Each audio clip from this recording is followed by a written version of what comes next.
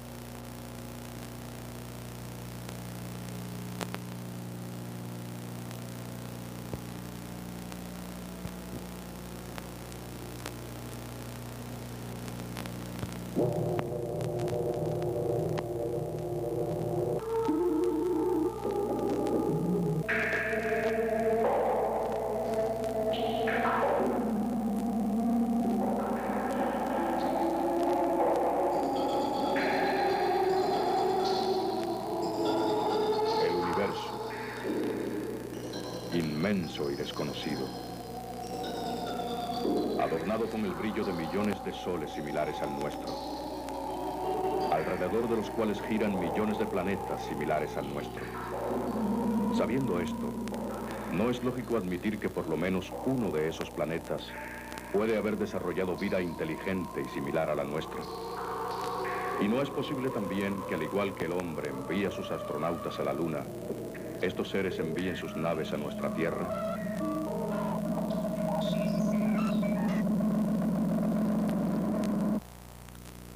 Lo que van ustedes a ver a continuación es un reportaje sin paralelo en la historia de nuestra televisión. Un reportaje basado en hechos verídicos, científicamente probados y comprobados.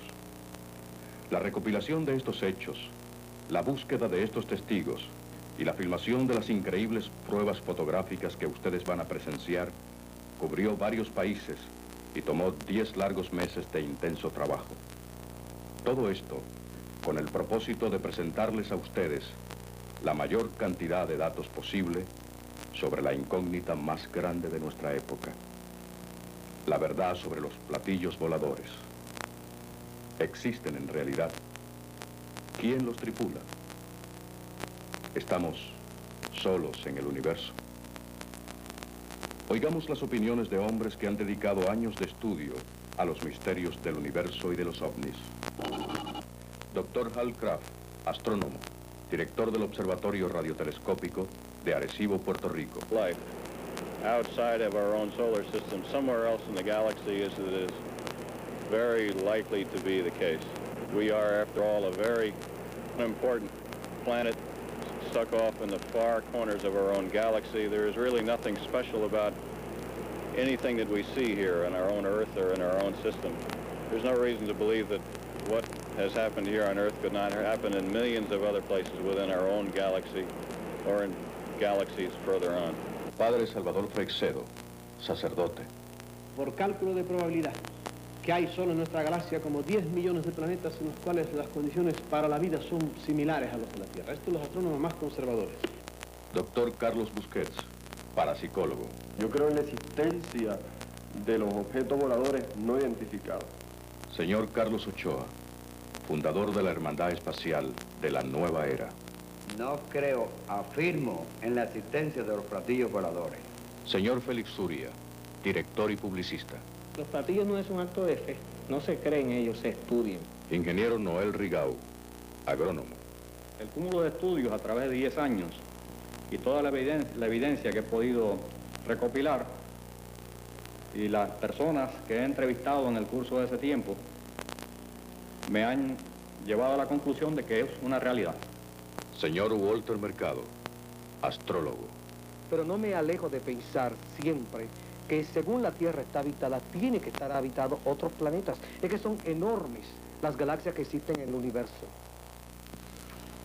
Arquitecto William Santana, coordinador del Centro de Estudios de Objetos Voladores No Identificados. Ha habido avistamientos de objetos desplazándose por el aire, aterrizando y en algunos casos volando muy cerca de los testigos. En otros casos se ha observado la presencia de seres extraños, en algunos casos similares a los humanos, que ocupan estas naves y descienden de ellas. Las opiniones de estos hombres son el producto del estudio minucioso de los hechos. Hechos tan contundentes como los siguientes. Fotografía de la NASA 65H1013, tomada desde la cápsula Gemini cuarta por el astronauta James McDivitt en junio 4 de 1965 sobre la isla de Hawái.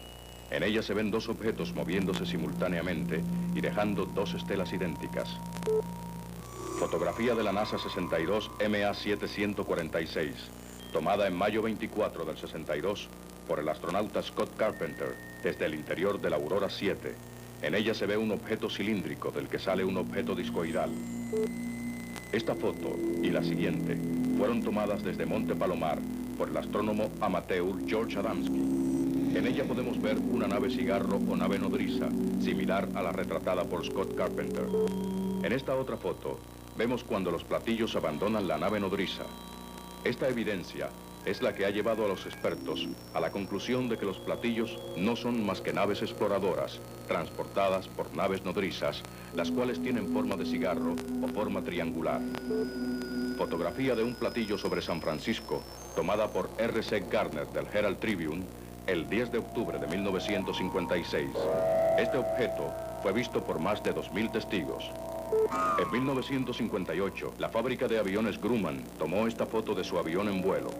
El piloto sintió que algo lo seguía y pidió que lo fotografiaran. Al analizar la foto, se pudo descubrir que se trataba de un platillo volador.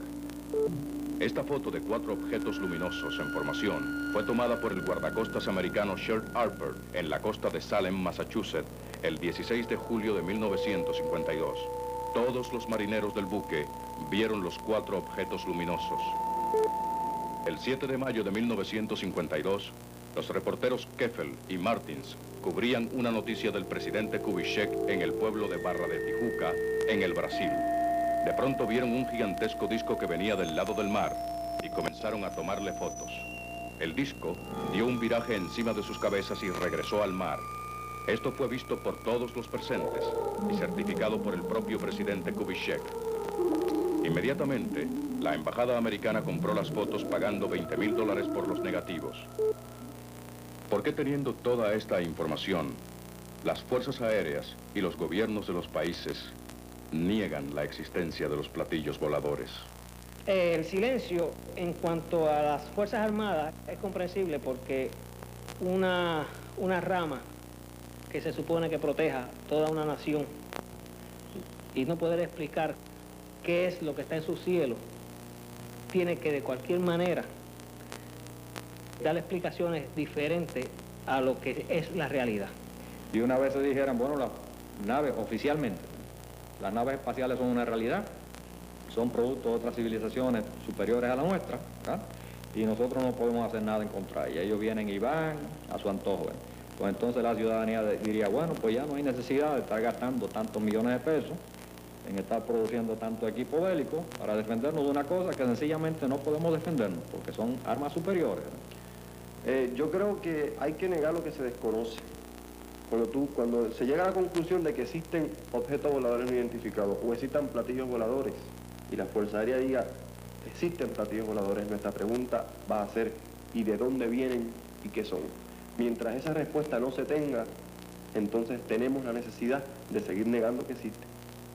En noviembre de 1973, el senador Barry Goldwater declaró: estamos siendo visitados por seres de otros planetas y la Fuerza Aérea lo sabe.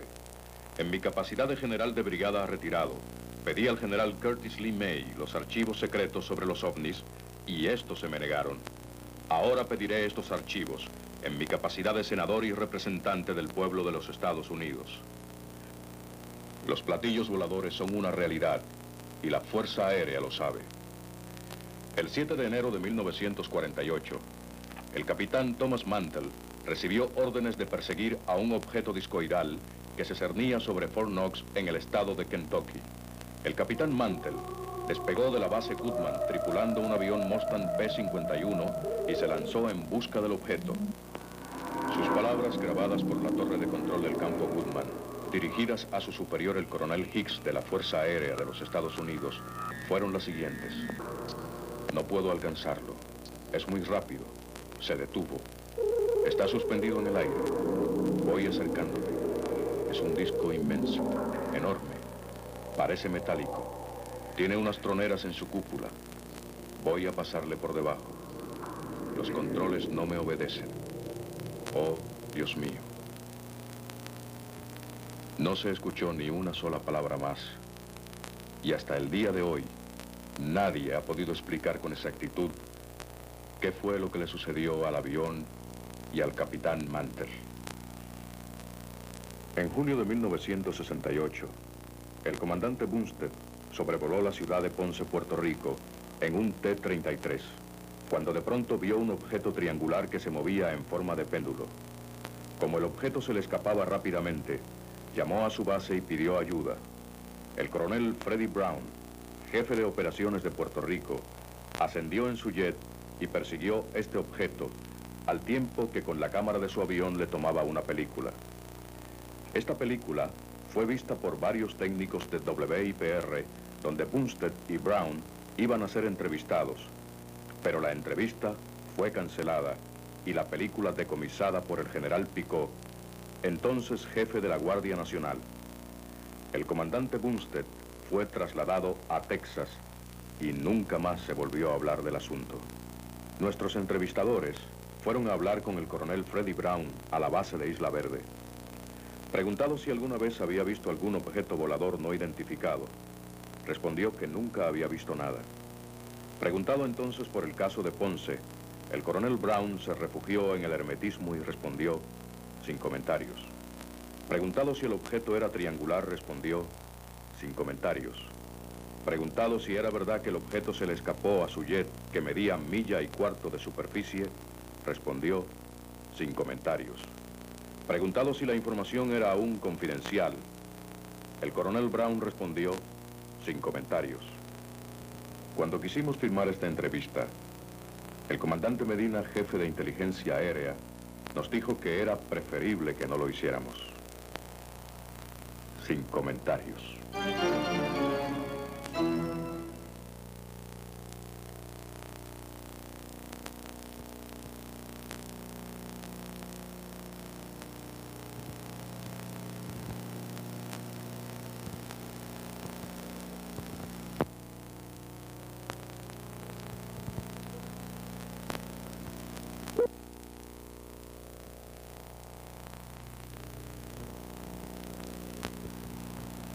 El tema de los platillos voladores y de la visita de seres de otros planetas no es nuevo.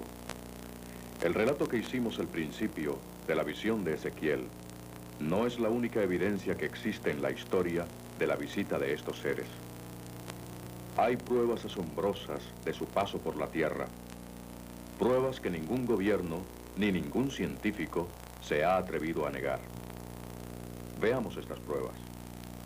Este es el mapa del almirante Piri Reis, jefe de la Armada turca. El original de este mapa, hecho en pergamino, tiene más de 2000 años. Cuando fue encontrado, notaron con asombro que incluía las Américas, las cuales no habían sido descubiertas entonces. Y más asombroso aún, también incluía el contorno exacto de la Antártica, el cual no se supo hasta 1952. La conclusión de los expertos de la NASA que lo examinaron fue que solo pudo haber sido dibujado viendo al mundo desde una nave en órbita espacial. En la India nos encontramos con los vimanas. Estos eran los carros espaciales que los seres celestes utilizaban para viajar a la Tierra. Según el Samarangana Sutradhara, libro sagrado de la India, estas naves eran de metal y totalmente silentes, y su forma era la de una campana. Los arquitectos hindúes esculpieron copias de los vimanas en las cúpulas de sus templos. Nótese la similitud de estas cúpulas con este platillo volador retratado sobre New Jersey por George Adamski. Hay innumerables vimanas en la India, muchas de ellas coronadas con ojos, como sugiriendo que venían tripuladas por seres inteligentes. También aparecen muchas descripciones de estos seres. La más común es que poseían la facultad de un tercer ojo en su frente, con el cual leían los pensamientos de otras personas.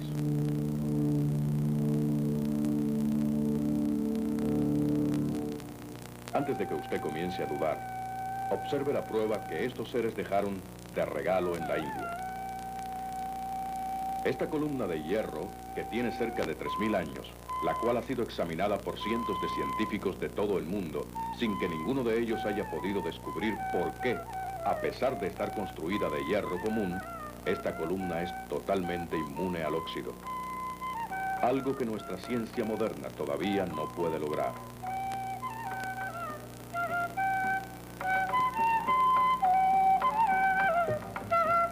Vamos al Egipto, milenario y misterioso. Aquí en el Valle del Nilo surgió una civilización cuya procedencia es todavía un misterio para cualquier arqueólogo. Los habitantes del Nilo eran tribus primitivas, pero de la noche a la mañana se convirtieron en el país más civilizado del mundo. Su arquitectura y arte compara favorablemente con la ateniense o con la romana. Según los jeroglíficos cuentan, todo comenzó con la llegada del cielo de los hermanos Isis y Osiris, los cuales vemos en esta estatua junto al faraón Ramsés II. Los hermanos llegaron del espacio en un carro de fuego que no hacía ruido. Ellos enseñaron a los egipcios la escritura, las ciencias y las artes, y son responsables por la construcción de la Esfinge, la cual nadie, ni siquiera los egipcios de aquella época, sabe lo que significa o representa. Pero este no es el único misterio de Egipto. Las 3 pirámides, cuya construcción presenta un gran problema, aún con los recursos que tenemos hoy en día, es otro enigma. Las pirámides no son tumbas, y nadie sabe su propósito. Tampoco nadie se explicaba cómo, estando todos estos túneles decorados con jeroglíficos y pinturas, los techos de estos están totalmente libres de marcas de humo de las antorchas. Y ningún arqueólogo quiso creer la historia que decía que Isis y Osiris habían regalado al pueblo egipcio la luz que no quema, la electricidad. Pero el mundo tuvo que aceptarlo cuando estos restos fueron hallados en Keops, los cuales están a la vista de todos en el Museo de Bagdad, y son nada menos que los restos de una batería eléctrica que tiene más de 5000 años.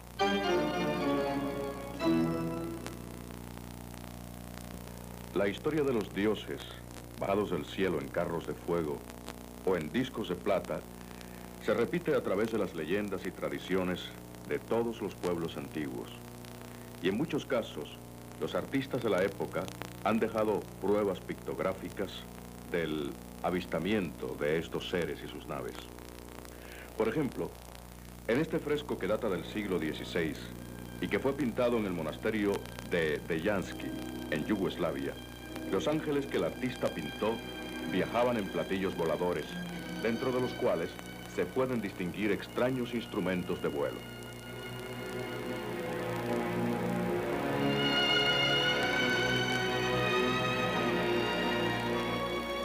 La figura de la derecha fue descubierta en la cueva de Fergana, en Rusia. Es del periodo neolítico y en ella se aprecia un hombre con lo que parece ser un casco espacial, rodeado de muchas antenas. Pero la figura de la izquierda es aún más misteriosa, encontrada en una caverna de Kimberley, Australia. Fue dibujada en la época en que los hombres vestían taparrabos y pieles. Sin embargo, la figura aparece totalmente vestida como una especie de toga. Rodeando su cabeza, vemos algo como un casco transparente, pero lo más extraño de todo es que los jeroglíficos inscritos en el casco no han podido ser descifrados, ya que, de acuerdo a los expertos, no guardan relación con ninguna escritura de nuestro planeta. En África, sobre una cueva de la montaña de Hogar, fue encontrada esta pintura de dos hombres que aparentan volar o flotar en el espacio. Sus cascos con antenas son muy similares a la pintura de Fergana en Rusia. Pero nadie se explica cómo es posible que sea completamente idéntica rasgo a rasgo, como hecha por un mismo sello de goma, a esta otra pintura, que según la revista Cíclope, fue encontrada en una cueva de los Alpes suizos, que lleva la misma escafandra sobre sus hombros. En África, en las cuevas de Tarili a Angers, el arqueólogo francés Henri Lord descubrió el más contundente indicio gráfico de la visita de los astronautas del espacio. Esta pintura, la cual el mismo arqueólogo bautizó como el gran dios marciano del Sahara, tiene más de 12.000 años y mide 8 metros de alto. Su apariencia es la de un ser enfundado en un traje espacial, con un casco espacial que incluso tiene las válvulas para conectar el oxígeno. Pero para eliminar toda duda, las figuras que rodean al gran marciano, algunas aparecen flotando en el espacio mediante el uso de lo que parecen ser cinturones antigravedad. Otra vuela llevando un uniforme cubierto de cuadros semejantes a transistores. Mientras otra más lanza una luz o rayo de un orificio que tiene en el pecho. También vemos al centro un objeto redondo que lanza fuego por dos tubos. Pero observen que todas sin excepción usan algo que parece un casco con orejeras. Y abajo, observándolo todo, hay 3 hombres que corren asustados mientras miran al cielo. Más reciente que las anteriores pinturas rupestres es este grabado de fines del siglo XVI. El mismo presenta el primer avistamiento de platillos voladores que se registró en la historia con los nombres y apellidos de los testigos. Tuvo lugar en la ciudad de Basilea el día 7 de agosto de 1566. Ese día, los habitantes de la ciudad tuvieron la oportunidad de ver cómo el cielo se cubría con discos blancos y negros, los cuales parecían provenir del centro del sol. Los reportes del incidente dicen: los discos de un color negro metálico eran perseguidos por discos plateados. 2 de ellos se enfrascaban en una intensa lucha sobre la ciudad, lanzándose rayos, hasta que uno de ellos explotó, abriéndose como una enorme rosa de humo. Estos son los legendarios hombres capa. Según los testigos, estos seres que vivieron en los cañaverales del Japón eran bípedos. Sus pies eran palmiformes como los de un pato. Su piel era negra y brillante. En sus cabezas llevaban un casquete con 4 agujas. Sus manos tenían solo 3 dedos y estos eran de metal y tenían la apariencia de palancas de cangrejo. Y por último, su nariz era en forma de trompa y se unía en su espalda a una caja o cofre. Y vivían bajo el agua.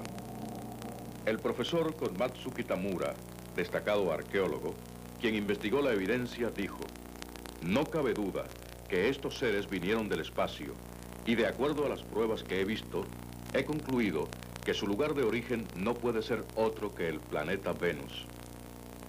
En Sudamérica, recientemente se ha hecho un gran número de descubrimientos arqueológicos de las civilizaciones Inca y Maya. que ligan estas íntimamente con el misterio de los visitantes del espacio.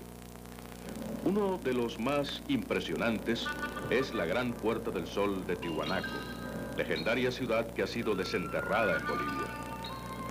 Esta puerta fue construida hace más de 12.000 años y los signos inscritos en sus piedras relatan la historia de visitantes de otro mundo más civilizado y de sangre muy diferente a la nuestra, los cuales ayudaron a los indios a construir su ciudad.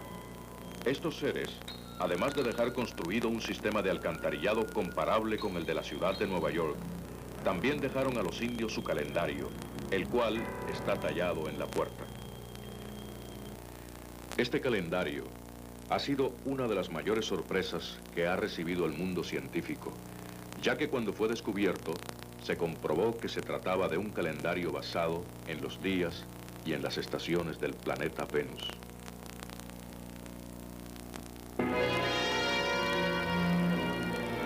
Entre las ruinas de la civilización maya, se ha encontrado la prueba definitiva de la visita de seres de otros planetas. En esta pirámide encontrada en Palenque, Yucatán, se ha descubierto una historia increíble.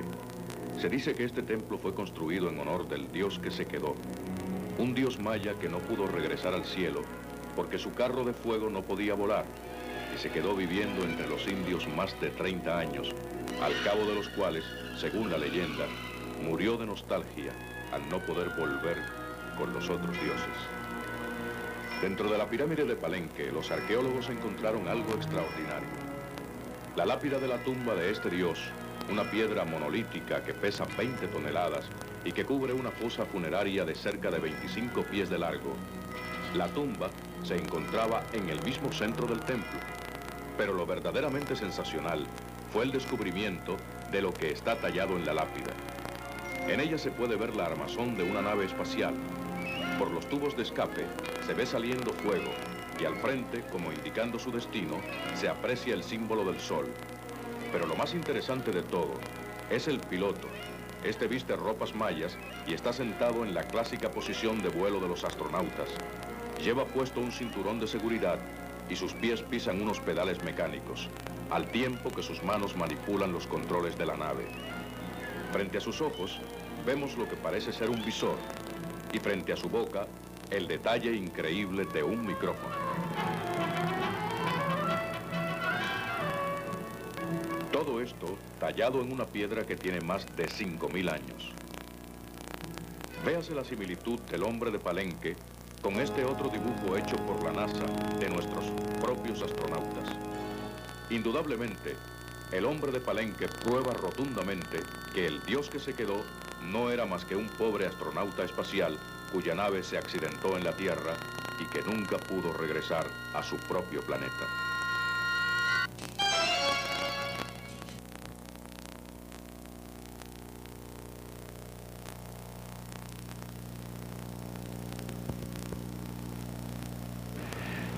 No podemos pensar que en los miles de años que llevan sobrevolando la Tierra, el único platillo volador accidentado sobre nuestro planeta haya sido el carro de fuego del hombre de Palenque. Hay evidencia de que han sido varias las naves accidentadas y en muchos casos, estas han sido recobradas por las autoridades. Porque en Noruega cayó un objeto volador no identificado en una de las islas de Noruega, pertenecientes a Noruega. Entonces Noruega lo cogió, lo empezó a estudiar, pidió ayuda a Estados Unidos, pidió ayuda a Inglaterra.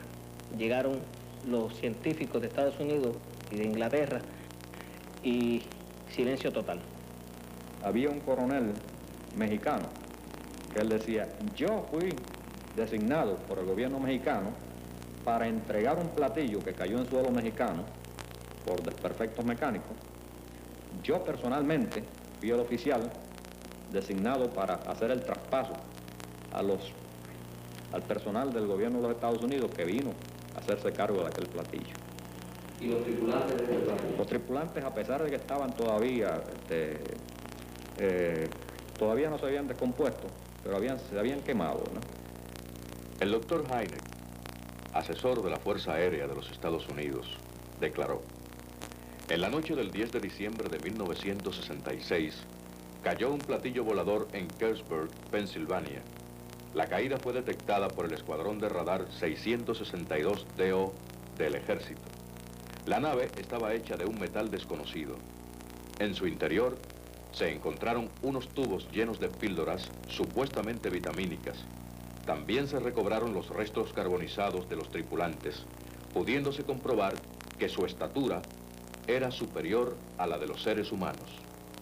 Pero el caso más sensacional fue el acontecido sobre la ciudad de Campinas, en Brasil.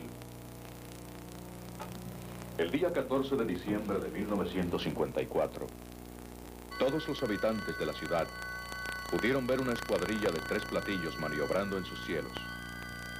Uno de estos 3 aparatos estuvo a punto de tener un accidente por problemas mecánicos.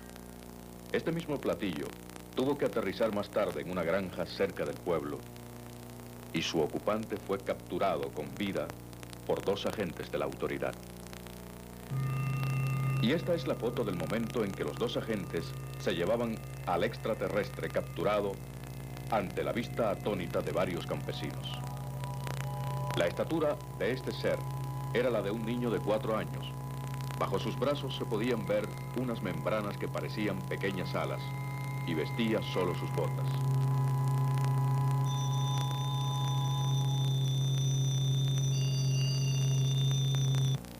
Esta historia nunca ha sido confirmada por las autoridades. ¿Qué sucedió con este ser después de ser capturado? ¿Qué sucedió con los cuerpos de los otros tripulantes? ¿Qué averiguaron los expertos que los examinaron? La respuesta oficial es siempre sin comentarios.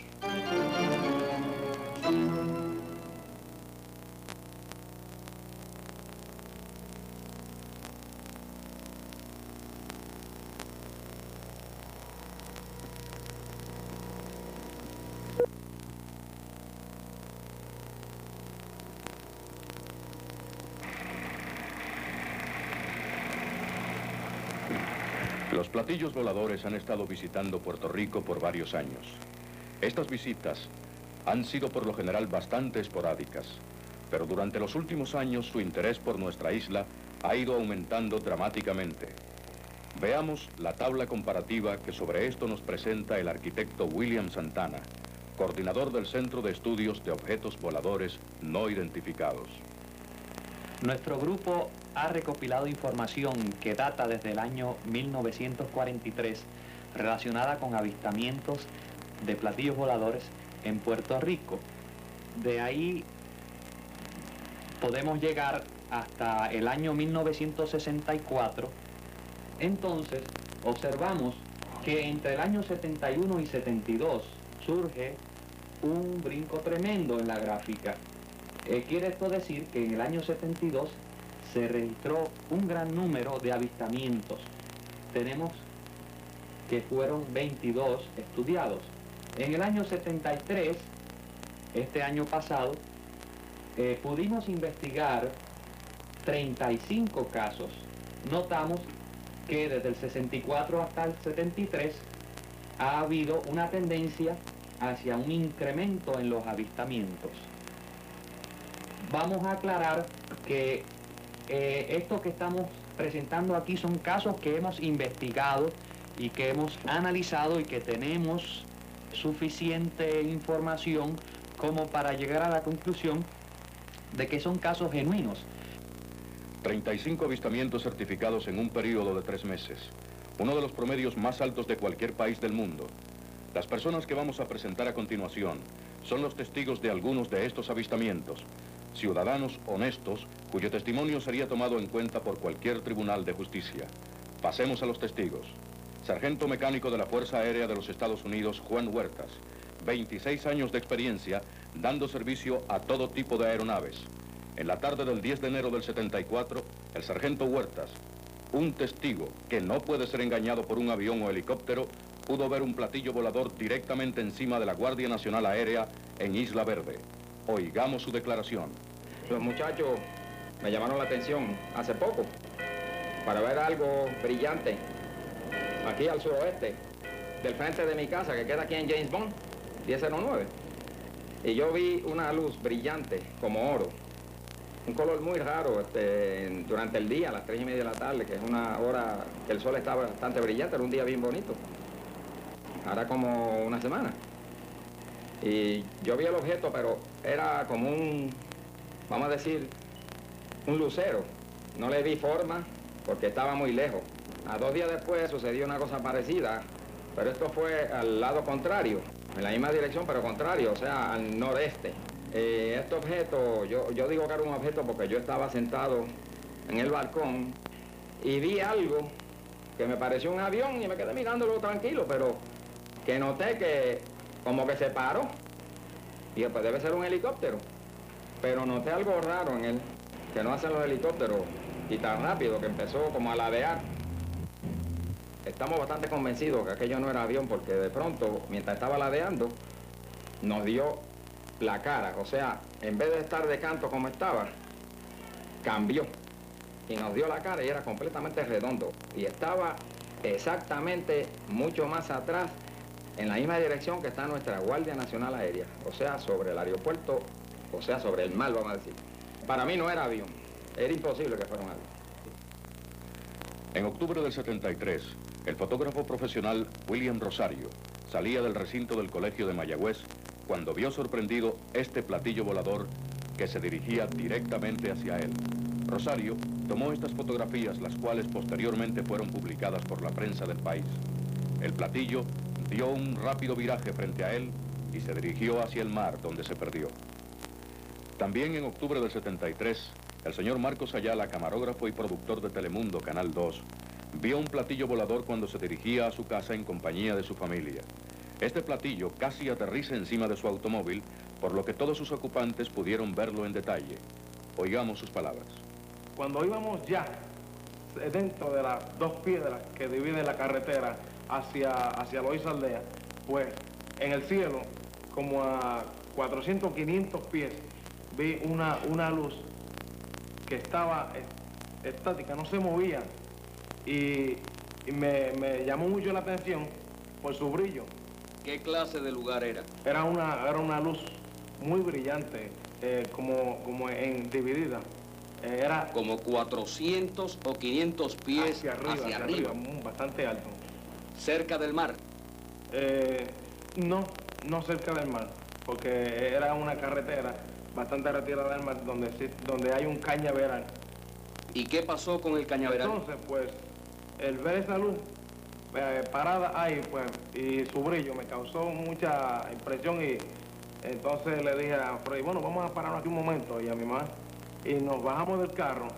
Entonces, como un minuto después de estar mirando la luz, pues se inclinó como a 45 grados y comenzó a moverse. ¿A qué hora era eso? Eso era entre las 6 y las 6:15 por ahí. ¿De la noche? De la noche. Semioscuro ya. Entonces, pues inmediatamente que comenzó a moverse la luz, pues se apagó. Yo le dije a Freddy, bueno, Freddy, esto se apagó, esta luz se apagó, pues vámonos. Pero la sorpresa fue grande, ya que vi de nuevo la luz frente a nosotros, bastante distante, ya como a unos 900 pies, retirado y alto. Entonces le dije, bueno, Freddy, ya se va, la luz se va y no... Pero seguía viéndolo. Entonces la luz lo que hizo fue que se fue acercando hacia nosotros. ¿Qué forma tenía la luz? Bueno, era redonda. A medida que se iba acercando a nosotros, iba bajando y acercándose más. Y lo vi ya tan cerca, como eso de 200, 100 pies, tan cerca. Era enorme, enorme como una casa. Entonces sí pude distinguir las luces que estaban a su alrededor. Al usted verlo de ese tamaño y con esa luz tan incandescente, ¿cómo usted lo describe? ¿Se iluminaba el sector donde ustedes estaban estacionados? No se iluminaba. Simplemente veía las luces a su alrededor. Entonces... ¿Había varias luces a su alrededor? Sí, eran varias luces a su alrededor. ¿De qué color? Eran rojas, amarillas, azules, diferentes colores.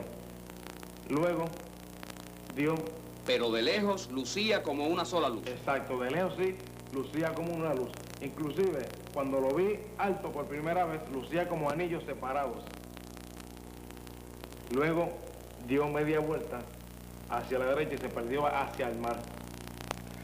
En la noche del 7 de noviembre del 73, un platillo volador aterrizó en un campo cerca de Cabo Rojo. Estuvo unos minutos inmóvil en la tierra y después se elevó de nuevo. Toda la operación fue vista por algunos vecinos del lugar y a la mañana siguiente el señor Juan Anselmo Rivera tomó varias fotos del lugar de aterrizaje. En esta, tomada de un costado, podemos ver el círculo quemado que hizo el platillo al aterrizar. Este círculo era de 35 pies de diámetro. En esta otra, tomada desde arriba, se puede apreciar la marca que dejó en la tierra. Nótese la similitud de estas marcas con la forma del platillo retratado en Brasil por Keffel y Martins. Ambas son idénticas. El 28 de diciembre de 1973, el cabo Pablo R. López del Cuerpo de Bomberos de Hermanas Dávila vio un platillo volador que sobrevoló la estación de bombas de esa ciudad. Inmediatamente llamó a los 8 bomberos que estaban con él esa noche y todos pudieron observar cómo el extraño aparato se deslizaba por el cielo de Bayamón en absoluto silencio. Oigamos la declaración del cabo López.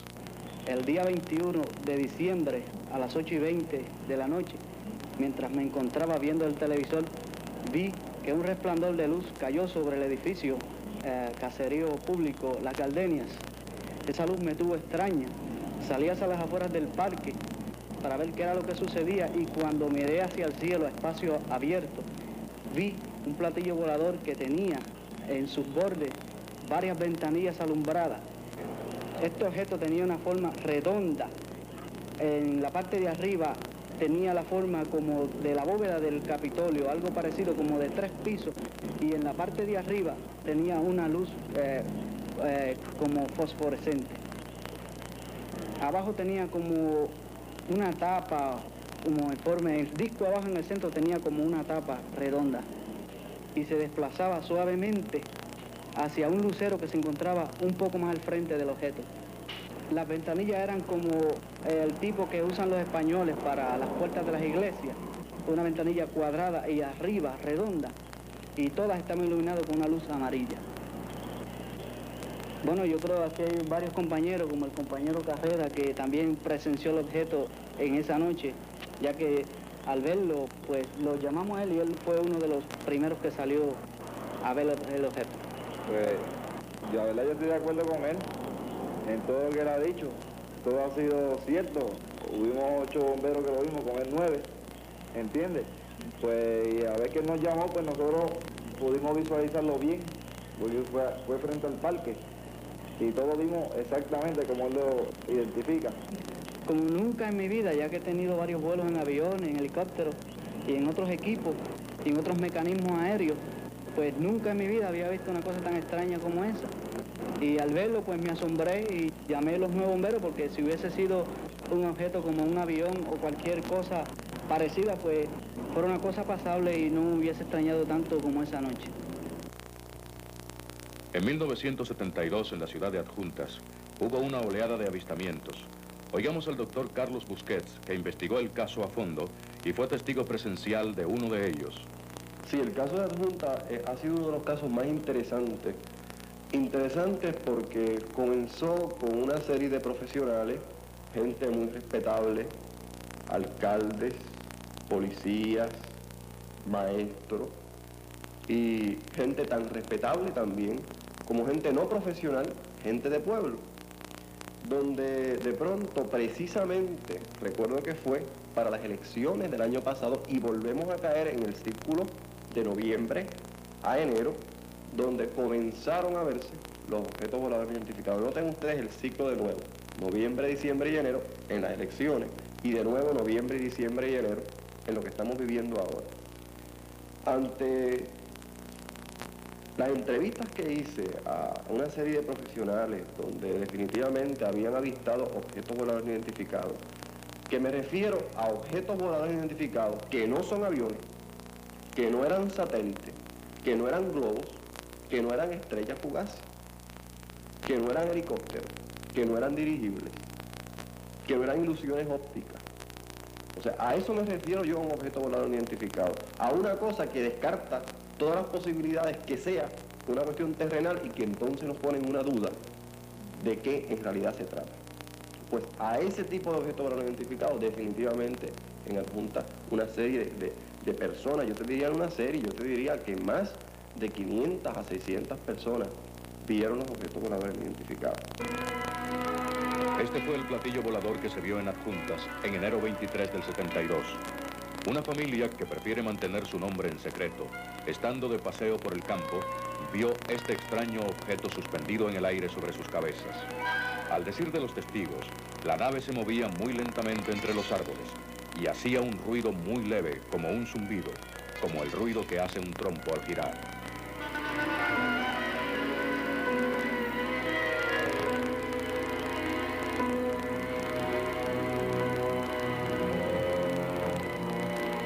Estábamos comiendo, dijo el testigo, y de pronto nos dimos cuenta que había algo sobre nosotros que nos cubría con su sombra.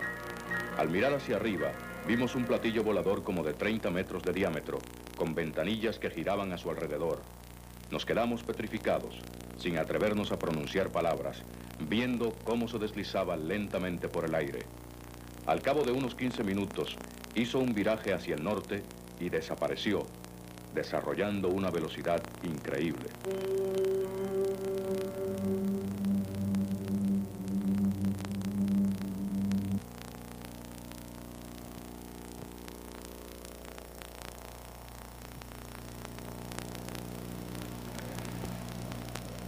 Y ahora vamos a presentarles el caso más completo y más documentado que se haya dado en Puerto Rico en cualquier época. De este caso, hay más de 200 testigos visuales.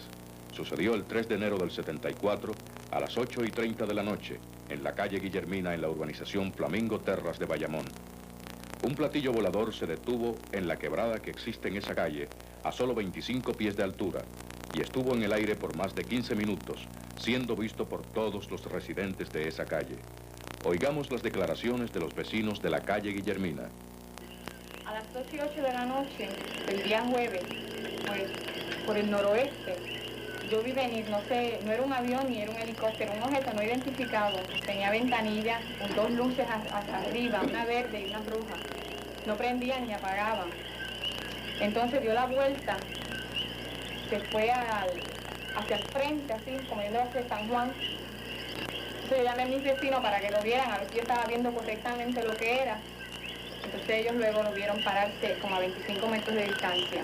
Bajó, se quedó quieto como a 25 metros de la tierra. Yo vi un objeto, no lo podía identificar porque para mí no era ni avión ni era helicóptero. Entonces cuando ella me llamó, yo salí rápido y pude ver lo que ella vio. Lo que yo vi fue lo que Lizzie me dio, que era un platillo volador que estaba pasando por ahí encima. Entonces yo lo vi, entonces siguió volando y volando y volando hasta que se paró allí. Entonces yo me entré para adentro, que iba a llevarle un plato a ellos. Entonces cuando salí, se vio que le estaba despegando. Era redondo por debajo y empezaba, cuando subía, era más y más flaquito hasta que llegaba arriba. Y por debajo tenía como una bombilla, eran bombillos, parecían ventanas, que daban vuelta cuando la nave giraba y giraba, pues daban vuelta alrededor y tenían dos bombillas, una roja y una azul. Como yo lo veía, ¿no? Tenía varias ventanillas afuera cuadradas, así daban vueltas así, tenían como ciertas pausas entre ventanilla y ventanilla. Arriba tenía dos luces como antenas. Y iba girando las luces, 2 antenas, por debajo era semicortado. Y que estuvo allí unos minutos y luego viró otra vez, pasó por el mismo sitio que había pasado anteriormente y se fue por detrás de las bambúas. Giraba así, como alrededor y tenía unas ventanitas. Y como que tenían 2 antenas hacia arriba, no en el centro, pero al lado, una al lado de la otra. Y en todo el tiempo que yo lo vi tenían luces rojas, pero fija, no cambiaban ni nada. Pero no viró, hizo así otra vez, volvió. Donde iba estaba, volvió y viró para acá, pero no dio vuelta. Bueno, mi abuela lo vio también, ella fue una de las últimas que salieron. Sí, yo estaba viendo televisión ahí sentada y no quería ir, yo decía, no, esto puede ser un avión o un helicóptero, usted cansa de verlo, le decía yo. Eso no es nada. Y entonces seguí viendo televisión, ya que tanto me llamaba esta niña, salí. Y ya iba un poquito allá, pero iba tan lento, era una cosa bella, una cosa bien plateada, bien alumbrante, preciosa. El objeto era así, no era un platillo, entonces tenía dos antenas, y las antenas las tenía hacia atrás, la parte de atrás, y tenían dos luces rojas. Entonces iba así, y cuando paró, lentamente unos minutos, pues no dio la vuelta ni nada, regresó así, y las antenas que estaban al frente estaban atrás entonces, ¿sabes? Como que si hubieran empezado así atrás, y las antenas, ¿sabes? Estaban para atrás. Y cuando botó humo, yo llamé a Richard, que él sabe lo demás. Estaba una puerta abierta y había un rayo que como blanco que soltó, que caía al piso, y unos puntitos. ¿Verdad? Ellos salieron de un coto que había y por ahí bajaba una luz. Y ellos salieron en el aire con la luz, bajando con la luz, ¿verdad? Y ellos cuando tocaron el piso, la cancha que había allí, cuando la tocaron, se desapareció la luz. Yo creo que fue que me vio a mí porque yo estaba ahí mirándola y llamé a los demás y grité. Y parece que trancaron la puerta, una puerta que había, una bombilla que estaba como en el centro de la nave. Como estábamos bastante lejos entonces, ahí nosotros no oímos sonido. El sonido lo oímos cuando estaba como encima del árbol, donde se quedó ahí en el bosque. Entonces fue que oímos un sonido, no duro, no era un sonido, o sea, un sonido como un topo. Yo el ruido no oí ni sonido. Dio vuelta, después de que despegó ahí, cogió para acá y se quedó allí y empezó a dar vuelta y se quedó como unos segundos allí y después cogió y se fue para allá. Usted nos puede decir, francamente, ¿usted cree que vio un platillo volador? Bueno, eso era lo que se parecía. ¿A qué se parecía? A un platillo. Sí. Sin comentarios.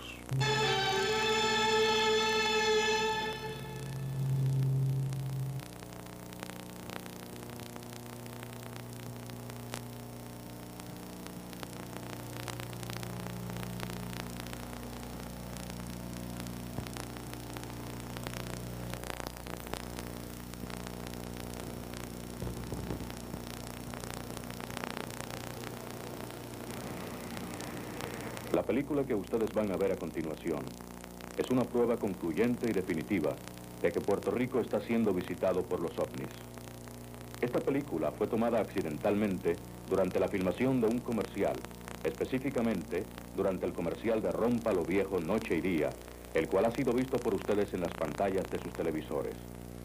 Para este comercial se necesitaba una escena en la que la ciudad se fuera oscureciendo poco a poco. Para lograr esto, se instaló la cámara de cine en el último piso del Puerto Rico Sheraton y se dejó funcionando durante 24 horas, apuntando hacia el edificio de la Eastern Airlines, que es el edificio blanco que ustedes van a ver en el centro de sus pantallas.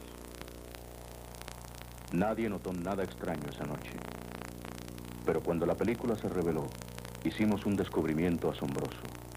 Allí, y ante nuestros ojos, estaba la única prueba fílmica de un ovni cruzando silenciosamente el cielo de Santurce. Estos son los edificios de la ciudad de Santurce, y eso que pasa volando es un avión. Nótese sus luces y la silueta de su estructura contra el cielo. Y ahora fíjense bien. Ahí está, un ovni sobre Puerto Rico. Primera vez en la historia que este acontecimiento es captado por una cámara de cine. De más está decir que esta película ha sido analizada por decenas de expertos y todos ellos han concluido que se trata efectivamente de un ovni volando sobre Puerto Rico.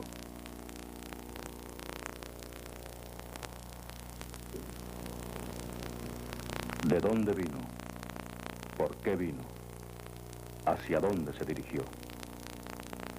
Ampliando esta película al máximo posible, pudimos observar que este aparato, a una velocidad increíble, como atraído por un extraño magnetismo, se dirigió hacia las inmediaciones de la montaña del Yunque, desapareciendo en este área.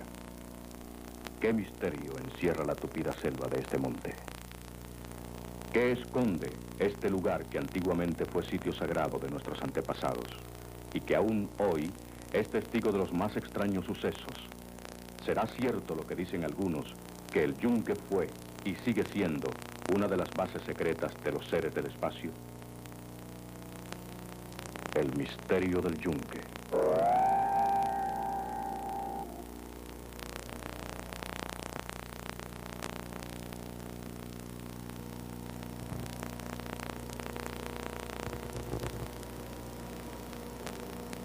En noviembre del año pasado, un grupo de amigos decidió pasar una noche en la cima del yunque. El grupo estaba compuesto por profesionales de distintos ramos. Entre ellos había 2 ingenieros, 2 maestros, un catedrático universitario, varios estudiantes y un capitán piloto de una compañía comercial. Dejemos que el capitán Juan Pedro Jiménez nos relate la extraña aventura vivida por ellos en aquella inolvidable noche de pesadilla.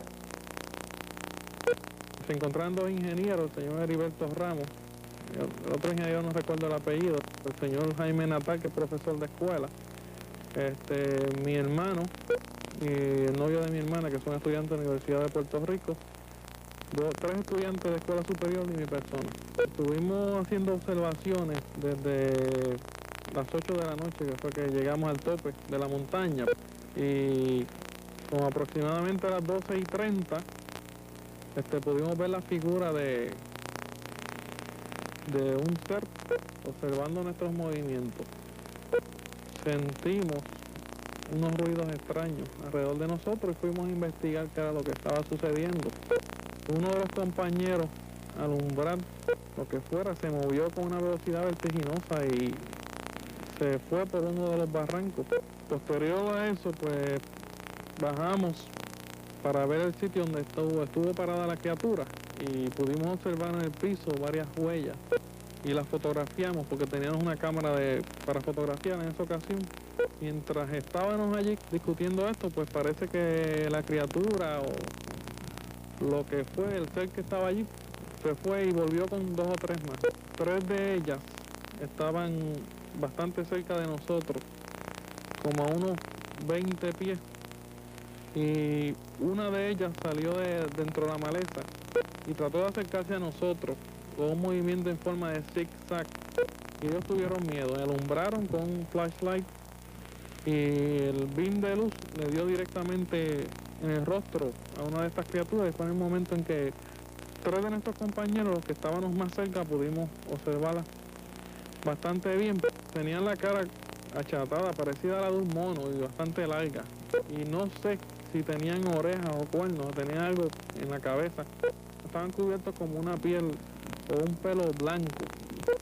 No sé muy bien si tenían tenazas o qué tenían en las manos, pero tenían algo en las manos. Y eran bastante largas las manos, la arrastraban más allá de las rodillas.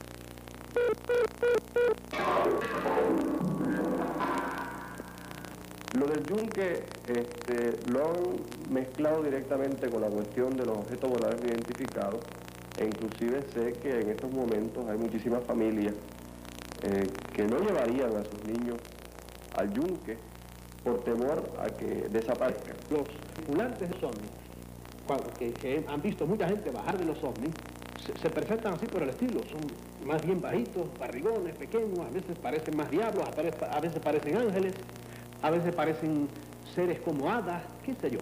Bien, pues el que quiera leer manifestaciones allá en la Edad Media de los duendes, verá que los duendes, uno de los deportes preferidos de ellos era llevarse niños, que no volvían. Llevarse niños. ¿A dónde los llevaban? Misterio. No nos atacaron. Si hubiesen querido hacerlo, lo hubiesen hecho porque eran bastantes y nos tenían rodeados. Estaban por diferentes partes y lo pudimos comprobar al amanecer porque encontramos las huellas de ellos por todo el camino. Y después de estas cosas que ha habido aquí en el yunque, esas apariciones de esa gente que tenía bastante de duende, el fenómeno que se apareció en los periódicos y que es bastante más complejo de lo que aparece a primera vista, y yo creo que es perfectamente real. Yo al ver aquello enseguida lo relacioné. No, estos son los causantes de la desaparición de niños, como en la Edad Media eran los causantes de la desaparición de niños. Pero a un niño indefenso en un bosque, pues es posible que una de estas criaturas lo pueda coger y llevárselo. Esto ha sido considerado como tragedia, porque de hecho es tragedia para los padres, ¿verdad? Pero podemos asegurarle a esos padres que esa tragedia que han sufrido tendrán su recompensa por ello, porque verán el retorno de esos hijos. Yo he podido entrevistar a ciertas personas que estuvieron relacionadas con la desaparición del niño como empleados de este bosque aquí en el Yunque, y según ellos me explicaron, pues sí puede haber cierta relación.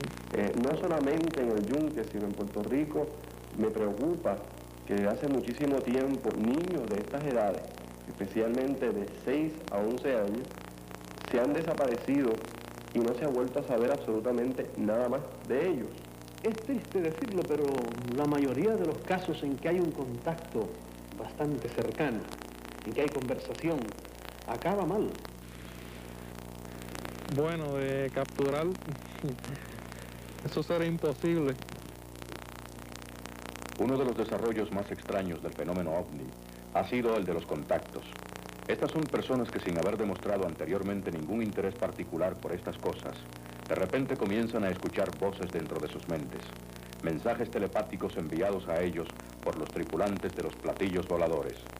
Estos contactos están siendo estudiados muy atentamente por autoridades científicas de varias naciones del mundo.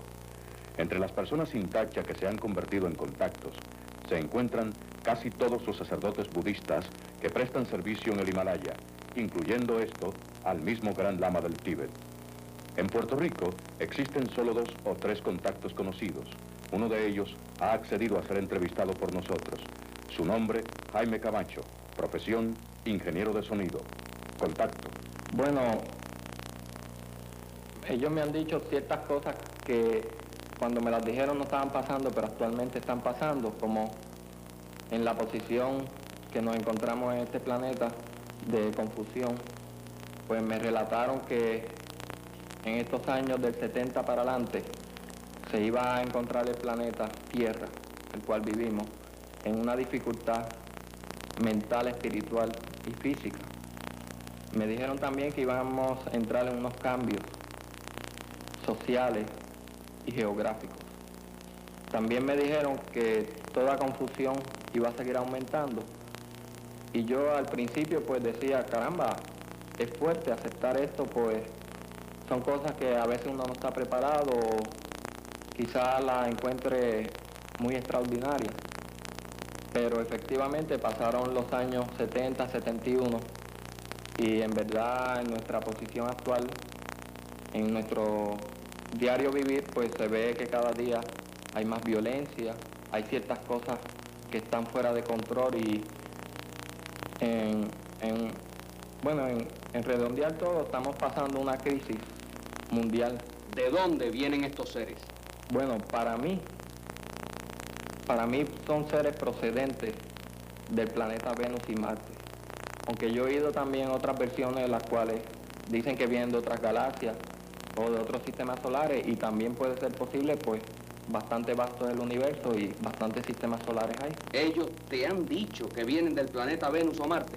Bueno, en una experiencia que yo tuve, pues ellos me dijeron telepáticamente, porque no he tenido experiencias físicas con ellos, me dijeron que en esa experiencia que tuviera calma, que no temiera, que ellos eran seres de Marte y que estaban en un estudio en nuestro planeta haciendo una selección y preparando ciertas personas para entrar en más comunicación y quizás un contacto físico.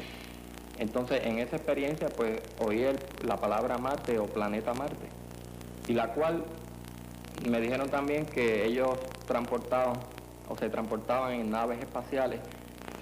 Algunas eran parecidas a los aviones nuestros. Entonces, en esa experiencia que fue en Bayamón, pues, estuvimos un grupo de amigos y decidimos quedarnos en la casa de uno de ellos que vive en Bayamón, en un campo abierto. Entonces nos fuimos tranquilamente hacia el campo abierto como a las 12 de la noche. Entonces empezamos a hablar del tema y a compartir. Entonces en ese momento vino el contacto telepático y pudimos ver una nave. Esta nave no era en la forma en cual todas han aparecido en forma circular o en forma de disco. Esta nave era en forma de triángulo, la cual pasó como a 300 pies sobre nosotros y pudimos ver las ventanas Entonces, debajo de la nave triangular había como un biombo, como el de la policía, pero era color anaranjado. Pero el más famoso contacto de todo el mundo lo fue el estadounidense George Adamski, el cual no solo escuchó, sino que también pudo ver, y con esta cámara acoplada a su telescopio, obtuvo la más extraordinaria foto que existe de un platillo volador suspendido en el aire. Esta es la foto que asombró al mundo, tomada desde su residencia en Palomar Gardens, California, el día 13 de diciembre de 1952. Obsérvese con la claridad con que se pueden ver los detalles de esta nave. Sus ventanas redondas, sus ruedas en forma de bolas y su distintiva apariencia de campana, la cual nos hace recordar las antiguas leyendas hindúes sobre los vimanas. 2 años después de la foto de Adamski, en la tarde del 15 de febrero de 1954, el niño inglés Stephen Derbyshire tomó esta otra foto. En ella se muestra un platillo idéntico al de Adamski en el momento en que cruzaba por encima del pequeño pueblo de Coniston, en Inglaterra. En esta otra foto se muestra la proyección ortogonal que compara las medidas de ambas naves y que demuestra que se trata del mismo aparato. 3 días después, el 18 de febrero del 54, el señor Cedric Allingham tomó 2 fotos de la misma nave cuando ésta sobrevolaba la ciudad de Lossiemouth, en Escocia. Véase sus ventanillas y su cúpula, que son muy similares a las de la nave de Adamski. Como si esto fuera poco, un año más tarde, en junio del 55, el señor Howard Menger logró fotografiar este platillo sobre el pueblo de Highbridge, en New Jersey. Puesta la foto de Menger junto a la de Adamski, se comprobó que se trataba exactamente de la misma nave. Toda esta evidencia fotográfica, proveniente de diferentes países y en diferentes años, verificó a tal punto la historia de Adamski, que este fue hasta la ciudad de Washington para entrevistarse en varias ocasiones con el doctor Wernher von Braun, director del programa espacial de los Estados Unidos. La historia que Adamski contaba era asombrosa.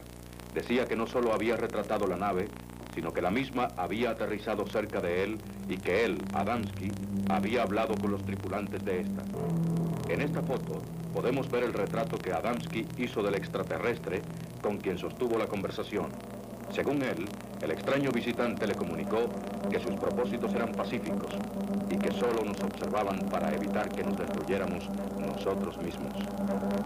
También el ser espacial le explicó cuidadosamente el sistema de propulsión de los platillos voladores, información técnica que, según Adamski, él entregó al doctor von Braun.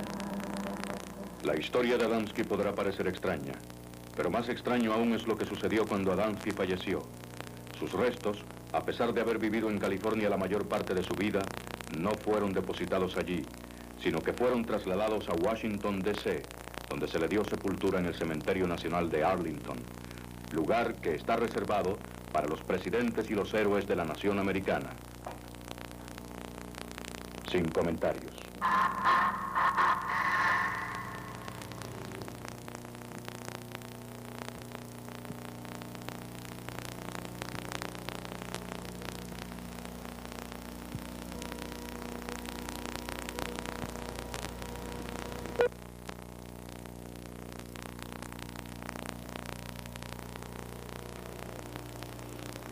El mundo ha sido testigo de demasiados casos de avistamiento de platillos voladores para que aún estos sigan siendo considerados con ligereza.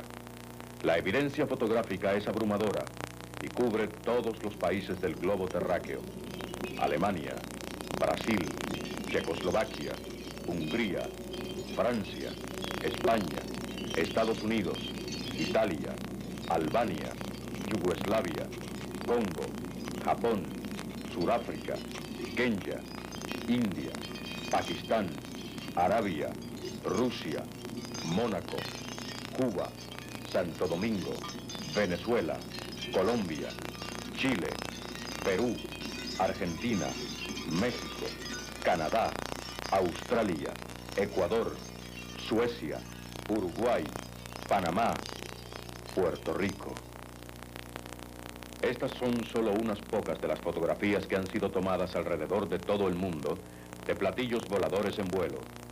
En la mayoría de los casos, estos aparatos se van sin dejar rastro alguno, pero podemos citar 2 casos concretos en que sí dejaron rastro. El primero sucedió el 3 de agosto de 1965, cuando el inspector de carreteras del estado de California, Rex Heflin, detuvo su camión para tomar esta extraordinaria fotografía de un platillo que cruzó frente a él. El platillo continuó avanzando y él le tomó esta segunda foto.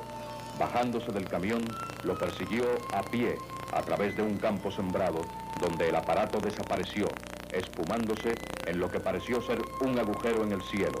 Y aquí está la foto de la nube que dejó este agujero al cerrarse. Si extraño es el caso de California, más extraño aún es el de San José de Valderas, en España, donde en la mañana del 1 de junio de 1967, todo un pueblo pudo ver un platillo volador suspendido en sus cielos. El señor Pardo, fotógrafo, tomó esta foto desde un ángulo del pueblo. Del ángulo opuesto, otro residente, el señor San Antonio, tomó esta otra foto del mismo aparato suspendido en el aire. Obsérvese la extraña marca que este platillo lleva en su parte inferior. Después de esta foto ser tomada, el platillo aterrizó en una colina cercana llamada Santa Mónica. Cuando algunos valientes residentes se decidieron a ir hasta allá, el aparato levantó vuelo y huyó, dejando en el sitio varios tubos de metal. Estos tubos fueron analizados por los expertos, descubriéndose que eran de níquel al 99% de pureza. Roto uno de los tubos, se encontró dentro una extraña tira de plástico, la cual tenía impresa la misma marca que todos observaron en la parte inferior del platillo. Un mensaje quizás, no lo sabemos. ¿Qué son? ¿Quiénes son? ¿De dónde vienen? Hay tres clases de estudiosos de platillos voladores, o sea, tres clases de teoría. Una es la que se cree que son seres extraterrestres. Otra que se cree que son animales del espacio, porque casi siempre viajan en bandadas. Y tres, que son seres de otra dimensión. He descubierto de que la forma de los objetos voladores no identificados tiene tantas variedades que yo creo que ya es tiempo de que dejemos de llamarlo platillo volador, porque ha quedado demostrado de que son redondos, que son cuadrados, que son en forma triangular, que son en forma de globo, que son en forma de tabaco. Yo estoy en lo que los estudios creyendo que son primero seres extraterrestres y después que son seres que pueden viajar de una dimensión a otra, pero no una dimensión espiritual, una dimensión tangible. Claro, muchas de las naves que se dice que son en tal o cual forma, pueden ser diferentes posiciones de otras naves ya conocidas. Ahora, en concreto, lo que estamos viendo en el cielo no me parece que venga de otros planetas. Y eso es lo que yo explico en el último libro, El diabólico inconsciente. Le dedico 2 capítulos. Explico la tercera teoría. La tercera teoría, ¿en qué consiste? Es muy compleja la tercera teoría, muy difícil de explicar. No creo que vengan de ningún sitio, sino que son de aquí. Yo no creo que ninguna potencia en el mundo, ni los Estados Unidos de América, ni Rusia, ni China, ni el Japón, posean ningún tipo de objeto volador identificado que por todos los estudios que yo he hecho tenga la capacidad de moverse, de aterrizar, de elevarse a las alturas que lo hacen. Y digo esto porque sería ridículo pensar que los Estados Unidos y Rusia se están gastando billones de dólares en mandar un pobre cohete a la Luna. Pero nunca piensan en las lunas, en los satélites que las circunscriben alrededor, porque, por ejemplo, Júpiter tiene 12 lunas, y de las 12 se comprobó ahora, 4 de ellas tienen atmósfera que pueden tener cualquier tipo de vida. Date cuenta que nada menos que Marte tiene 2 lunas, que siempre se ha hablado de que están habitadas, que son Phobos y Deimos, que significan fobia o miedo, y Deimos, que significa terror. Se ha comprobado que la aparición en oleadas de naves espaciales, de discos volantes, pues coinciden con el acercamiento del planeta Marte. Aunque parezca increíble, pero esa llamada parte fuera de la Luna, que el hombre no puede penetrar a ella, ahí hay prácticamente, podríamos llamar como un paraíso, en el cual están en preparación todos esos personas llamadas desaparecidas. Quizás nuestros hermanos del espacio estén preparando otro planeta, haciéndolo habitable, para ver si es posible, los sobrevivientes de esa gran catástrofe, llevarla al planeta Marte para continuar nuestra civilización. Desaparecidas físicamente y hasta violentamente, como se dice, pero que retornarán para asombro de los que los perdieron. El hundimiento de la Atlántida, que fue el continente místico, donde se llegó a una evolución enorme, una evolución tecnológica. De allí surgen grandes conocimientos, se ha llegado a pensar que se desarrolló el rayo láser de energía concentrada, y llegaron también, como siempre pasa cuando uno se va desarrollando en lo material, en lo tecnológico, se aleja de lo espiritual, llegaron también a grados altísimos de inhuman, o sea, ser poco humanos. En las llamadas catástrofes que se avecinan, esa va a ser su labor de salvamento. Luego vino lo que se llama kármicamente un desastre, que fue el hundimiento de la Atlántida, pero muchos de estos científicos altamente evolucionados, los que eran altamente espirituales, pudieron escapar y refugiarse en otras galaxias, otros planetas, otros satélites, y allí luego, a los años, regresan a la Tierra, y ya esto estaba en otra forma de conducirse, en otro plano de expresión, y ya no comunicaban, no estaban armonizados a este mundo actual. Por lo tanto, simplemente se dedican entonces a observar, a mirar desde afuera, a estudiar. Lo mismo que en la iglesia te hablan del cielo. ¿Qué es el cielo? Bueno, pues un sitio, pero ¿qué es eso? Nadie sabe a punto fijo. Pero creemos que existe. Hay mil cosas que no vemos, pero deducimos que existen. Y el libro de la Gran Pirámide relata que por el túnel o la chimenea central de la pirámide enfoca directamente a un grupo de estrellas que se denominan las Pléyades. Y luego en los jeroglíficos de las pirámides habla de 7 sistemas planetarios, o sea, que están en 7 órbitas diferentes, comenzando con las Pléyades, que es el centro de este sistema. Luego hay 6 más, y entonces viene la gran órbita de nuestro sistema solar. Y eso corrobora que el origen de lo que existe aquí como ser humano y de los seres extraterrestres que nos visitan procede de ese punto denominado las Pléyades. Porque en todas las doctrinas, en todas las religiones, en todas las civilizaciones, siempre los dioses venían de las estrellas y en carruajes de fuego. Los extraterrestres no reconocen a ninguna religión como líder. Bueno, yo creo sinceramente que la aparición de Fátima fue una manifestación más de estas fuerzas en forma de ovni, porque la gente dice que la danza del sol le llaman. Nada de sol, porque detrás, eso está en todos los testimonios, detrás de aquel disco multicolor que giraba a toda velocidad, como se ha visto muchísimas veces girar los platillos, detrás de aquello estaban las nubes. De modo que es imposible que fuera el sol si estaba más abajo de las nubes. Creo que son definitivamente de procedencia extraterrenal. No creo que pertenezcan a nuestra galaxia. Creo que la base de ellos hace mucho tiempo está debajo del mar. Es muy posible que hayan estado fuera del mar anteriormente. Es muy posible que se trate también de los seres que le dieron los grandes conocimientos a los aztecas, a los egipcios, a los incas. Vamos a usar la palabra que constantemente me están dando. Armonía. Son buenos en el sentido que vienen de buena fe. No vienen a hacernos daño porque si tienen una tecnología superior y armas superiores a las nuestras, si vinieran en plan de conquista, pues ya no hubieran conquistado hace tiempo. Y piden armonía. Piden armonía especialmente en los matrimonios. Matrimonios jóvenes, matrimonios adultos.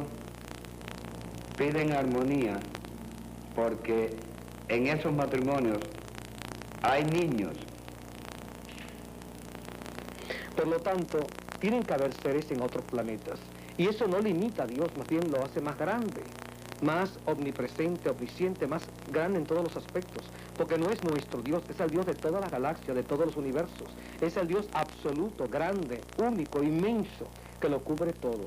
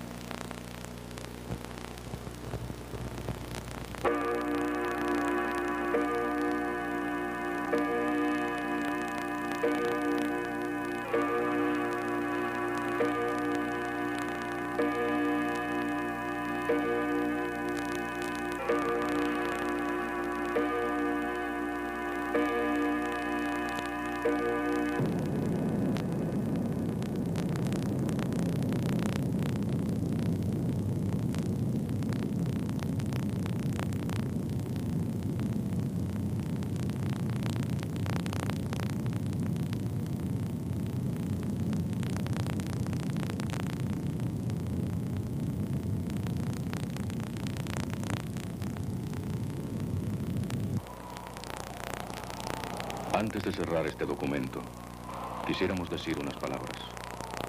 Cuando comenzamos a preparar este reportaje, éramos un grupo de personas muy escépticas.